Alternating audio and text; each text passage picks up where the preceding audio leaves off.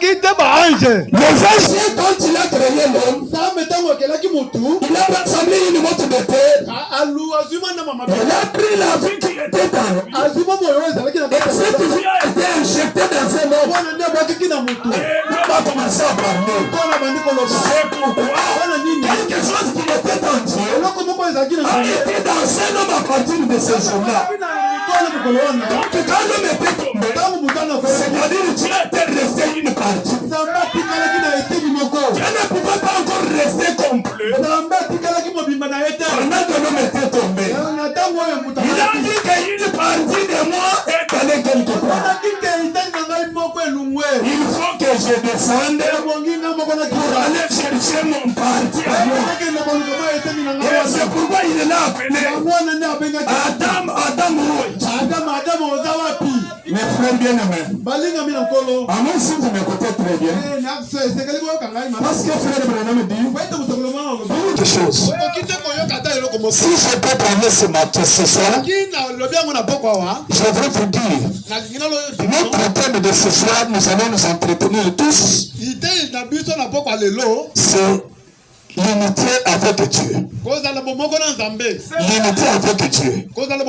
C'est-à-dire Dieu dans un homme. Et dans la fille de son Dieu. Et aujourd'hui, est-ce que je peux vous dire, vous ne négligez rien. Si vous vous négligez vous-même, vous ne vous connaissez pas. Tout celui qui fait bon nom, quand il marche sur cette terre, il va dire que moi ici, quand je marche, il n'y a pas moyen de s'inquiéter, il n'y a pas moyen de pleurer. Moi ici, je suis un Dieu amateur. Je suis un enfant de Dieu. Je suis une partie de Dieu. Dieu est en moi. Moi je suis en vous. Nous sommes dans l'unité avec lui. Alors quand Dieu est en vous, et vous aussi en Dieu, il n'y a pas d'autre chose. C'est une seule chose. Dans la parole aujourd'hui, Dieu a envoyé le message pour réveiller l'homme qui était endormi. Et il vous dit que ne vous oubliez pas, vous êtes un Dieu amateur sur la terre. Vous êtes un enfant de Dieu. Quel que soit le péché, quel que soit ce que vous avez fait, il n'y a pas un péché qui surpasse le sang de Jésus. Ne regarde pas le péché, mais il regarde le prix de son sang. Il regarde ce qu'il a fait au commencement. Et c'est pourquoi l'église du Dieu vivant, réveillez-vous s'il vous plaît. Revêtez-vous de la pensée de Dieu. Entrez dans l'esprit des affaires, des choses de Dieu. Vous verrez que toutes les choses sont faciles. Ça c'est la parole du Seigneur. Ok, c'est le soir, il n'y a pas beaucoup de temps. Je vais lire quelque chose. L'unité avec Dieu. Je ne suis pas pressé. Je ne suis pas pressé, pourquoi? Parce que je n'ai pas encore une semaine. Je suis avec vous. Alors, j'aime que vous m'écoutez très bien. Même si je lis des écritures, pour le soir, ça convient. Alors, il y aura encore le temps. Nous allons encore rajouter quelque chose. Dans l'unité avec Dieu, nous sommes au paragraphe 14.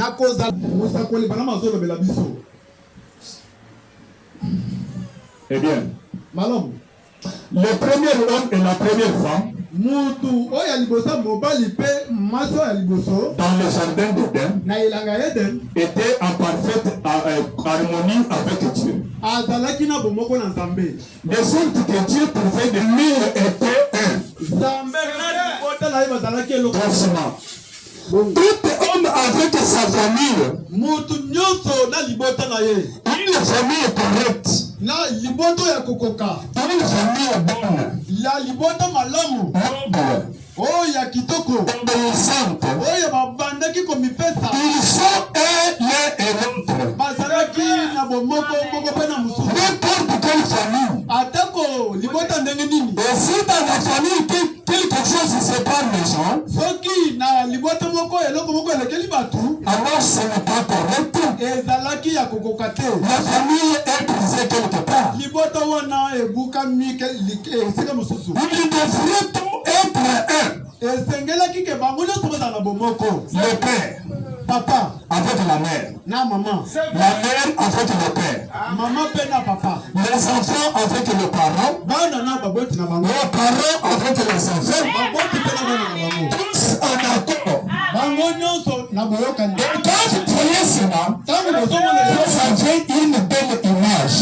eza na elili ya malamu ya kitoko. Quand vous voyez cela, vous avez une belle image. Tango bozomona yango boza na elingi moko ya C'est ça le but de Dieu. yango nde poti ya Nzambe. Et son but en tant que Père suprême lokola ke ya tata na bokonzi biso ya lola était d'être un avec sa famille. azalaki na bomoko na libota na ye. Dieu son but Nzambe na kozala na ye en tant que Père, lokola ke tata c'était d'être un avec sa famille. esengelaki azala na bomoko na libota Sa famille terrestre. na libota na ye oyo ya lola Terrestre. oyo ya se Adam et Ève. adama pe na Et eva. la seule chose qui faisait qu'ils étaient un avec sa famille, eloko moko ebandaki kosala ke bazala na bomoko na libota na ye plutôt qu'ils étaient un avec Dieu, po ete oyo mpe ezalaki kosala ke bango mpe bazala na c'était la nature de Dieu dans un homme. ezalaki kozala ya mutu na kati ya Nzambe. Ainsi, c'est la vie qu'ils avaient en eux, la nature de Dieu. yango wana nde esalamaki na bokeli ya oyo ya Nzambe. L'un avec l'autre, elingi koloba ke moko mpe ils devenaient tous un. bakomaki bango nyonso mutu moko. N'est-ce pas là une belle image? ezalaki bongo te elingi ya malamu. Dieu dans sa famille. Nzambe na libota na ye. Le Père au-dessus de tous. papa oyo ya biloko nyonso Suprême. oyo ya tata ya lola. Alors, pas de mort, yango wana mutu akufa azalaki taki. pas de chagrin. Le souci est tout simplement une joie parfaite. bomoko mpe ezalaki Mais simplement un avec Dieu. me kozala bomoko na Nzambe. L'image. elingi moko ya malamu. Car la nature même de Dieu po ete bikelemo oyo ya Nzambe était dans ces gens-là. ezalaki na kati ya bato wana. Dans Adam et dans Ève. ezalaki na adama mpe na eva. La nature de Dieu était là. oyo bikelemo ya Nzambe ezalaki wana. Parce qu'au commencement, il les avait créés à son po image. ete na ebandeli akelaki bango na elilingi na ye. Ils étaient un avec Dieu. bazalaki na bomoko na Nzambe. William Branham dit, musakoli mpona mango quelle union, kosanga na ndenge nini. quelle unité cela serait. Voir Dieu dans son église aujourd'hui. ekelese na ye Jusqu'à ce que chaque membre soit en parfaite harmonie l'un et l'autre. kino mpe enama na ye bazala moko mpe na mosusu. Et avec Dieu. po ete na kati ya Nzambe. C'est pour cette église que Jésus vient. ezalaki na ekelesi oyo Nzambe ayaki. C'est alors que sa prière sera exaucée. yango wana libondeli na bango elingaki ekokisama. Car nous serons un avec Dieu. po ete tozala na bomoko na Nzambe. Est-ce qu'on peut dire Amen? Amen. Dieu va exaucer votre prière. Nzambe akopambola mapamboli na Dieu va exaucer notre prière à nous tous. Nzambe akopambola ntango tokozala na bomoko na ye. C'est quand entre nous et lui, il n'y a pas de séparation. ntango kati na biso nayi Parler de l'amour de Dieu. eza na eloko moko te ekoki kozangisa biso na bolingo. Quelque chose ne peut nous séparer de Dieu. eloko moko ekoki kozangisa biso na bolingo ya Nzambe. Je dis bien, il y a quelque chose qui peut nous séparer de Dieu. eza na eloko moko te oyo ezolekela makili ya nkolo Yesu Kristo. Amen. Amen. Ok. Amen. J'ajoute encore quelque chose. nazobakisa mpe eloko moko. Je suis dans cette même sermon. 53 C'est l'introduction, s'il vous plaît. eza nde Dieu va nous aider. soki Nzambe akosunga Il va nous aider. akosunga biso na biso. Ce n'est pas que si Dieu va nous aider. eza te ke soki Nzambe asunga biso Les choses de dire si Dieu, Non. Ça n'existe pas dans notre vie.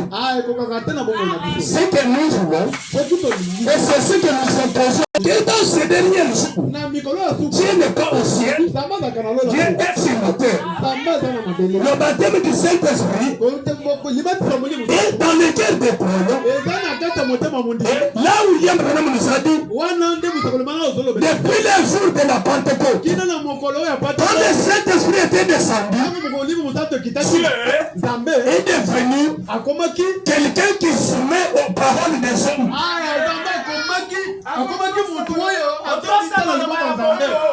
C'est ce que l'homme dit.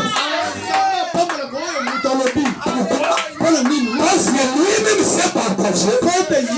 Il est des amis, il est dans le cœur de l'homme. Ce qui est dans un homme, c'est une partie de Dieu. Alors quand cet homme parle, ce n'est pas lui. C'est une partie de Dieu qui parle. Donc le Dieu du ciel, Dieu ne peut jamais contredire une partie de lui-même.